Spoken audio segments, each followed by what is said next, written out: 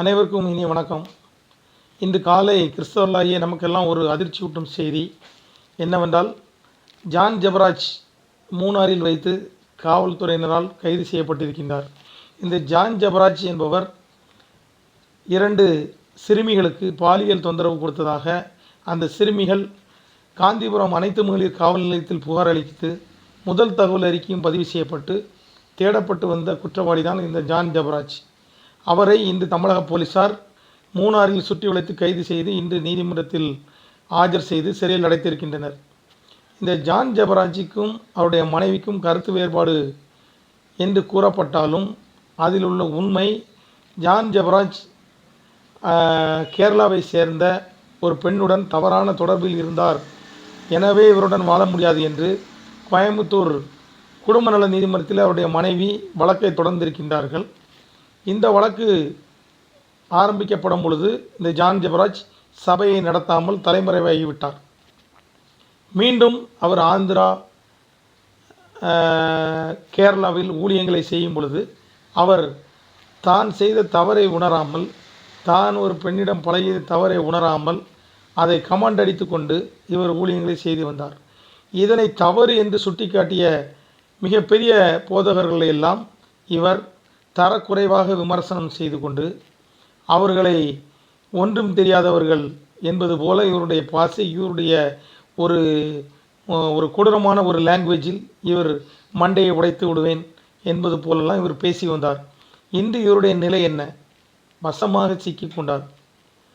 தம்பி ஜான் ஜெபராஜ், நீங்கள் வரும் பொழுது ஆரம்ப காலத்தில் நீங்கள் கேரளாவை சேர்ந்த ஒரு பாஸ்டருடன் ஒர்ஷிப் நடத்தக்கூடிய ஒரு ஆளாக நீங்கள் நிலையில் வந்தீர்கள். அப்பொழுதே உங்களுடைய முடிவெட்டு இந்த புல்லிங்கோ ஸ்டைலில் முடிவெட்டி கொண்டு மேடையில் பெண்களுடன் செல்ஃபி எடுப்பது, இது போன்ற சில்லறை காரியங்களில் அப்பொழுதே நீங்கள் ஈடுபட்டீர்கள்.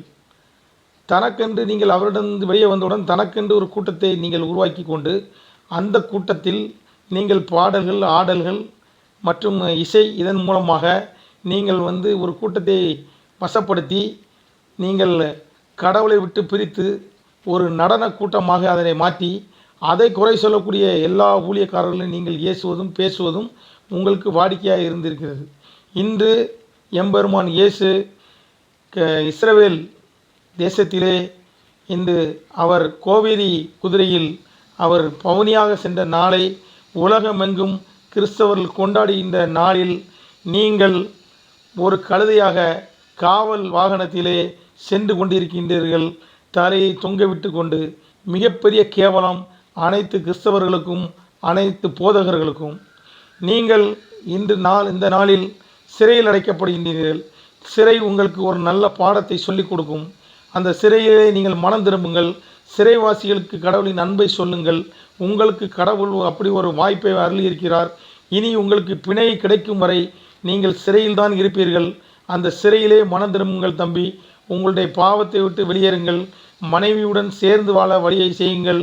நீங்கள் உங்கள் வீட்டில் சொல்லி, நாங்கள் வேறு பெண் என் வீட்டில் பார்க்கிறார்கள், நான் என்னுடைய சபை விசுவாசிகளுடன் நான் வெளியே செல்லும் பொழுது ஒரே ஒரு முத்தம்தான் கொடுத்தேன் என்று சொல்லுகிறாயே பரதேசி, உனக்கு அறிவில்லையா? நீ எல்லாம் ஒரு ஊழியக்காரன், உனக்கெல்லாம் ஒரு சபை, உனக்கெல்லாம் ஒரு விசுவாசி.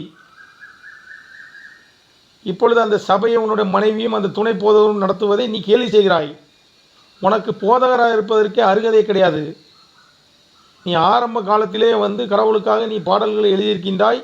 ஆனால் அந்த பாடல்கள் மூலம், யூடியூபின் மூலம் பணம் சம்பாதித்து, கொள்ளை பணம் சம்பாதித்து மக்களிடம் நீ காணிக்க போடு, இல்லை காப்பு கழட்டி போடு என்று கேட்டு வாங்கி கொண்டு பல கோடி ரூபாய் ஆலயம் கட்டுவதற்கு என்று பிரித்து கொண்டு இன்று நீ சிறை செல்கிறாய். உன்னுடன் வருவதற்கு உன்னை நீ காவல் நிலையத்திலிருந்து அழைத்து வரும்பொழுது ஒரு நாதி கூட உன்னை கேட்க இல்லை. இதுதான் இன்றே நீ உணர்ந்து கொள். மற்ற ஊழியக்காரர்கள், மற்ற மிஷனரிகள் கடவுளுடைய நாமத்தை வெளியே சொன்னதற்காக வட இந்தியாவிலே இப்படி சிறை செல்கின்றார்கள். நீ ஒரு பாஸ்டர் எப்படி இருக்கக்கூடாதோ அந்த காரியத்தை செய்துவிட்டு சிறை செல்கிறாய். கடவுளுடைய நாமம் தூசிக்கப்படுகிறது. உன்னால் அனைத்து பாஸ்டர்களுக்கும் இன்று முழுவதும் சத்திய சோதனை. ஒரு நல்ல நாளில் நீ சிறை செல்வது அனைத்து கிறிஸ்தவர்களுக்கும் மிகப்பெரிய தலைவலியை கொடுத்திருக்கின்றாய். இத்துடன் திருந்து. இது கடவுள் உனக்காக கொடுக்கின்ற இந்த நாள்.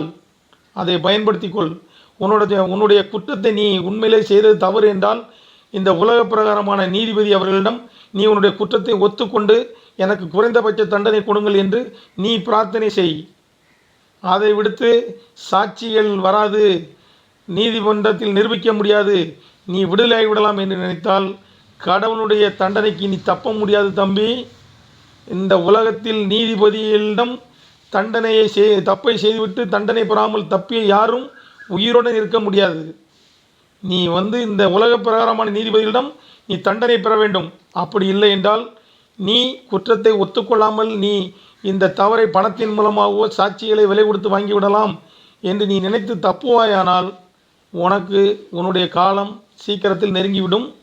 நீ அந்த தவறை நீ செய்ய வேண்டாம். உன்னுடைய வயது மிகவும் குறைவு. நீ யூடியூபில் பேசுவது தாறுமாறாக மண்டையை உடைத்து விடுவேன் அப்படியெல்லாம் பேசுகிறது இதெல்லாம் நல்ல பழக்கம் கிடையாது. இதிலேருந்து ஒரே ஒரு விஷயம் நல்லா தெரியுது, உன்னுடைய வளர்ப்பு சரியில்லை. உன்னுடைய வளர்ப்பு ஊழியத்திற்காக அர்ப்பணிப்போடு வளர்க்கப்பட்டிருந்தால் நீ இது போன்று நீ மேடையில் பேச மாட்டாய்.